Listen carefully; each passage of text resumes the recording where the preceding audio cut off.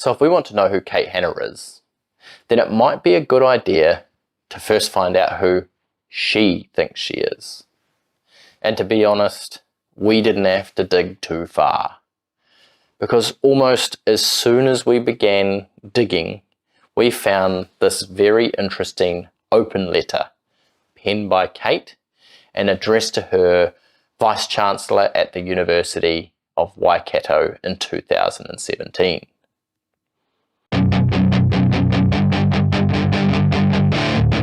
That is your chance to be ruthless. Kate writes, "When I use theoretical approaches to understand the world, it is my graduate class in theory, taught across the faculty, in which we explored the critical theoretical advances of the 20th and early 21st century, where I first really understood Marxism, feminism, post-colonial theory.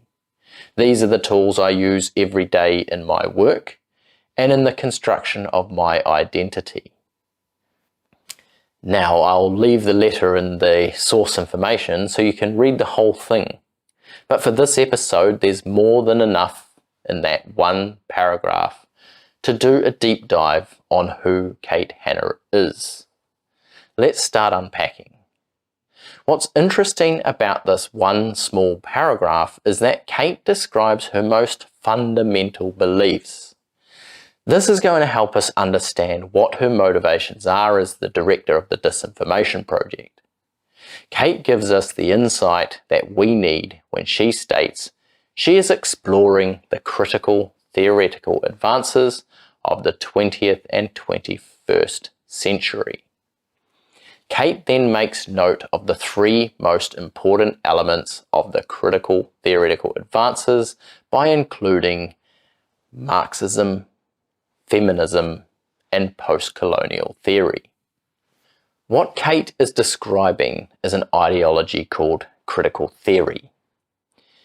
And we know it's important to her because in her open letter, she stated, "These are the tools I use in my work and my identity." So the first part of critical theory Kate mentions is Marxism. What is it? Well, critical theory evolved out of Marxism over what Kate describes as the 20th and 21st centuries. What this was is basically Karl Marx's thesis all about the class struggle between two different classes of people, the working class on one side, or the proletariat, and the property owner class on the other, called the bourgeoisie. Marx suggested that the working class were being oppressed and needed to rise up in revolution and overthrow their oppressors. This would then usher in a communist utopia. And he wrote all this down in the book he and Friedrich Engels published in 1848 called the Communist Manifesto. Over time, Marx's ideas were picked up by figures such as Vladimir Lenin of the USSR, and then Antonio Gramsci, an Italian socialist, and finally by a group of academics in what is known as the Frankfurt School in the United States of America. From here, critical theory was born as a legal theory, but then expanded into social and political theories. So now, 150 years on, the adaptation of Marx that Kate Hanna talks about is now called critical race theory, which is only really any different because they've replaced Marx's economic class struggle with a new cultural class struggle. One has to first name the sin of whiteness. And that is not the sin of people who happen to look like white Americans, but the sin of living into whiteness as we understand whiteness to be that which oppresses. And that is what is being used to divide us, society.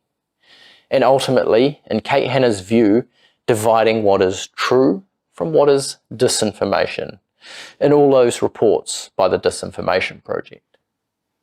Which brings us to post-colonial theory.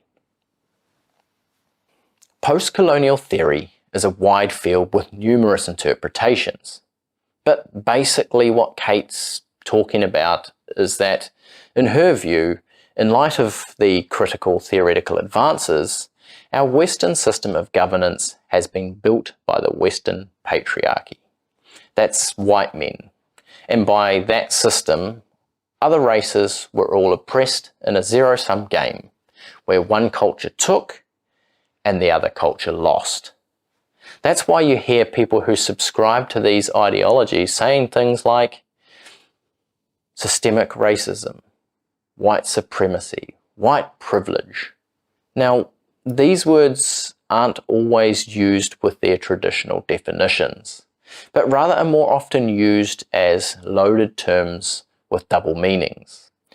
If you start talking about ideas supportive of the free market liberal system, or individual thinking, or property rights, or even advocating for traditional values like the nuclear family, you will become a target, because in the view of post-colonial theory, as it relates to critical theory, these ideas were built by and for white men to prosper, and everyone else has had to suffer because of it. Think like this, and you must be the oppressor. All of the different groups that we see in New Zealand at the moment have features of fascistic ideas around power and control, and then features of white or national identity ideas.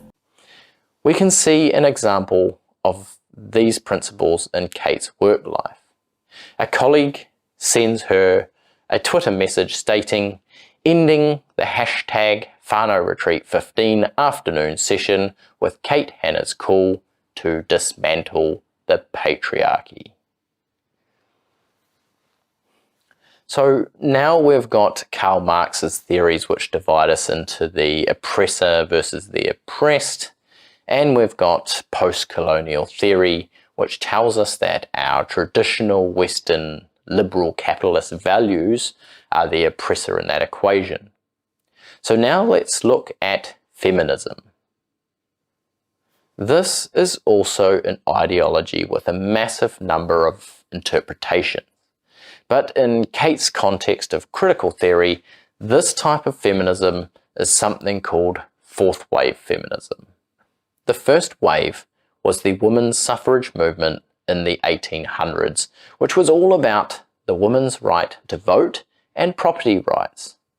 The second wave of feminism in the 1960s was about women breaking free from traditional female roles and advocating for women's reproductive rights and women in the workplace. Then the third wave in the 1990s introduced feminism to critical theory and adding ideas of intersectional oppression, with a key shift to postmodernism where truth became almost unknowable and experience became a key driver of the movement. Then finally, in the early 2000s, this brings us to the fourth wave of feminism, which took the third wave experience and turned it into online social media activism on platforms like Twitter. And you might remember it mostly as the online activism campaigns such as the hashtag #MeToo movement. So now we can see that in Kate's world, feminism adds its own spin to her affection for Karl Marx's oppressor versus oppressed narrative, picked up by critical theory. In essence, it's adding another oppressed class to fight for, another class of victims.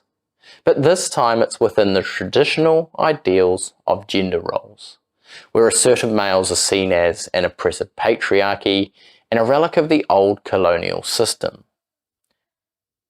And that's why, for this part of the ideological makeup, you'll hear people like Kate calling others misogynist, if there is any hint of masculine dominance or affirmation of traditional gender roles. So what we've got now is a new two-axis model of class struggle.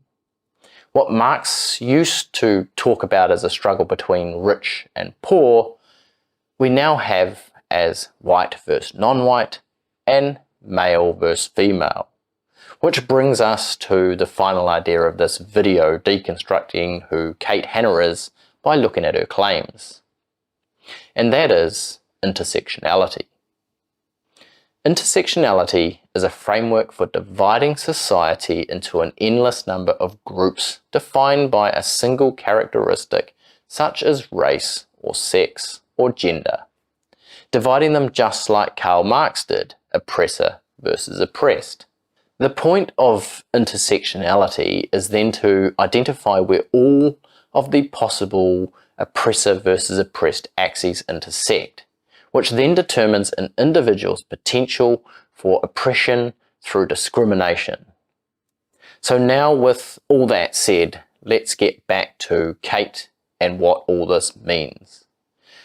What we have described here is a very extreme left-wing view. Most people who consider themselves left are probably not that far left. The views we describe here are radical and are likely to lie on the margins of a normal distribution curve. Actually, it's probably these ideas in action that lost Jacinda Ardern her position in the polls, leading to her resignation. People started to see how radical these ideas are in play, although they probably didn't know their origin. When you look at Kate's paragraph, we can now understand what she means by Marxism, feminism, and post-colonial theory, but also her final, remarkably insightful sentence. These are the tools I use every day in my work and in the construction of my identity. What is insightful here is that Kate leaves us with no doubt about who she is and what she stands for. And therefore, she also tells us that it's with this paradigm that she is compiling her reports in her work as the director of the Disinformation project. From what we've learned, it's likely that Kate sees everything in society as a class struggle or a battle between Māori and non-Māori in New Zealand, or male and female. Karl Marx described a struggle between an oppressor and an oppressed. And after 120 years and millions dead from his communist ideologies, people like Kate Hanna still think it's a good idea. Now, Kate might tell you, like others before her, that the excuse for all the dead is that what came before wasn't true communism, wasn't true Marxism, that they turned into dictatorships instead, which is kind of like saying whatever we do, we shouldn't give any one person complete power over all of us, or maybe giving one person the ability to decide what is true and what is disinformation. But Kate might not have thought about that. But joking aside, the implications of Kate Hanna's claims are very significant. We can see in Kate's work her bias for the ideologies we have spoken about here. And furthermore, with those biases, she now seems to be in the position of that one person who is allowed to delineate between misinformation and disinformation, and what she thinks is the truth. No doubt through her lens as a Marxist, feminist, post-colonialist. And we can see those biases by the fact that she never seems to identify any mis or disinformation on the left side of the political spectrum. Perhaps through studying her politics and beliefs like we have in this video, we can see why that is.